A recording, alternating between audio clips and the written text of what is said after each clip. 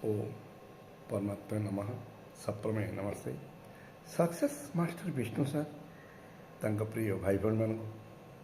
सदा सुखीना भाव चिंतन रे बंधु गोटे अमृत कथा आज दुनिया रे आम समयटा को बीते बीते बीते बीते चली आसतु ना समस्त को हसैबा निजे किसी हसवा आम घर को स्वर्ग भी कर आम घर को आजिकल अतिथि आसुना अतिथि को आणतु घरे भोजन करांतु घरे साधु संप्रदाय लोक बसवा को सुजोग दिंतु घरे भोजन करांतु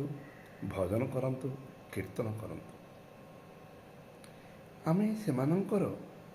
जो दिव्य कथा दिव्य पानी को चिंतन करी आम घर को स्वर्ग बनैबा आमर देह अच्छी चलीज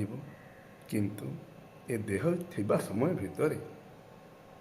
आम किछि किछि किछि किछि महत् काम करिबा समस्त पाखरु स्नेह प्रेम आदर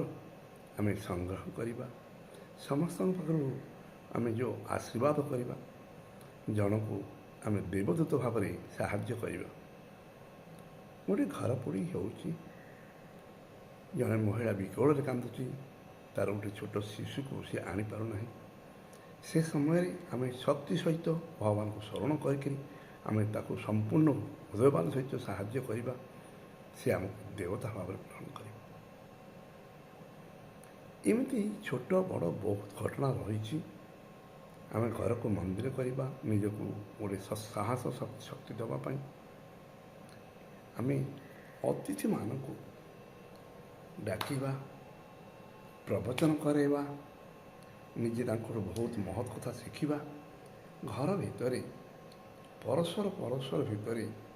जो मन मालिन्य घटी जाऊँगी छोट छोट कथार ताको दूरे नवा यही हूँ आम मानविकता आजिकल आम मानविकता भूली जाइए विभिन्न पर्वपर्वाणी बा जन्मदिन हो